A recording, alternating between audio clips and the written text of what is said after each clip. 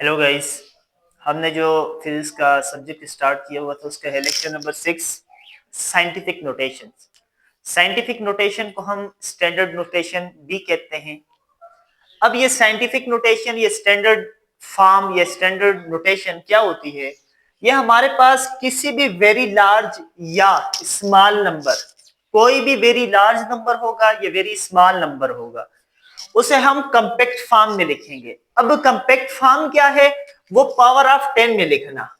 किसी भी large number को या किसी भी स्मॉल नंबर को हम जब कंपैक्ट फॉर्म में लिखते हैं, वो कंपैक्ट फॉर्म क्या है? पावर ऑफ 10 है। उसे हम क्या कहते हैं? साइंटिफिक नोटेशन या स्टैंडर्ड फॉर्म। अब ये हमारे पास इसकी फॉर्म ये होती है कि a multiply by 10 raise to power n। यहां पे जो a है ये क्या है? मैंटीसा है, इसे हम मैंटीसा कहते हैं, और ये साथ पावर ऑफ 10 है। ठीक है। अब साइंटिफिक नोटेशन में किसी भी नंबर को लिखने के हमारे पास रूल्स है। तो सबसे पहले हम इन रूल्स को डिफाइन करते हैं, उसके साथ साथ देखते हैं। अब सबसे पहला जो रूल है वो है must have only one non zero digit number. किसी भी साइंटिफिक नोटेशन में नंबर को लिखने के लिए, अब ये हमारे पास एक नंबर है 32,000। अब इसे हम अगर साइंटिफिक नोटेशन में लिखेंगे तो ये हमारे पास हो जाएगा 3.2 multiply by 1 2 3 4 10 raise to power 4। ठीक है। अब इस नंबर को हम इस तरह नहीं लिख सकते, ये हमारे पास करेक्ट फॉर्म है। इसे हम इस तरह नहीं लिख सकते 32 multiply by 10 raise to power 3। उसकी वजह यह है कि हमारे पास डेसिमल से पहले एक नॉन जीरो डिजिट होना लाजमी। ठीक है। अब हमारे पास है कि डेसिमल पॉइंट मूव लेफ्ट।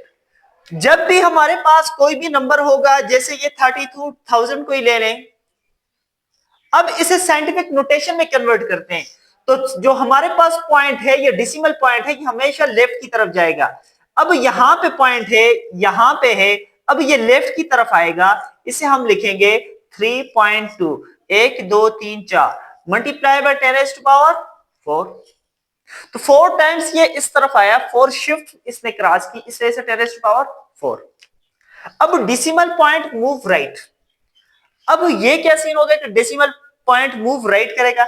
जब भी हमारे पास number in the form of इस तरह लिखा जाएगा, तो इसमें साइंटिफिक नोटेशन में कन्वर्ट करने के लिए इसे हम क्या करेंगे? यहां से राइट की तरफ, राइट ये है, तो 3.2 multiply by 10 raise to power 1 2 3 minus 3 हो जाएगा। ठीक है। फोर्थ रूथ हमारे पास यह है कि पावर ऑफ 10 जो है नंबर ऑफ शिफ्ट चले जाएगी। यानी देखें, हमारे पास कोई भी नंबर है 42,300। अब ये कहता है कि जितनी भी पावर ऑफ 10 होगी वो नंबर ऑफ शिफ्ट पे डिपेंड करेगी। जितना पॉइंट एक जगह से दूसरी जगह जाएगा उतनी वो पावर चली जाएगी। अब ये देखें, पॉइंट यहां पे है 1 2 3। अब 3 पॉइंट हम मूव कर रहे हैं तो 3 शिफ्ट हो गई, तो पावर भी 3 हो जाएगी। जितनी नंबर ऑफ शिफ्ट हमारे पास होंगी उतनी हमारे पास क्या होगी? पावर हो जाएगी। अब एड पावर। जब भी नंबर हमारे पास मल्टीप्लाई में आएंगे, 10 raise to power 5 multiply by 10 raise to power 6। अब ये हमारे पास मल्टीप्लिकेशन है। जब भी मल्टीप्लिकेशन आएगी तो हमारे पास पावर क्या होगी? एड होंगी। अब 10 रेज़ टू पावर 10 एक बार हो जाएगा, 5 plus 6 is equal to 10 raise to power 11 हो जाएगा। ठीक है। अब पावर सब्ट्रैक्ट कब होगी? जब भी हमारे पास डिवीजन का रूल आएगा, 10 raise to power 5 divided by 10 raise to power 3। अब ये दो नंबर है जो डिवाइड में है, तो ये हमारे पास पावर जाके ऊपर माइनस हो जाएगी, तो ये हो जाएगा 10 रेज़ टू पावर 2। और लास्ट हमारे पास जो इसका रूल है वो है नो शिफ्ट।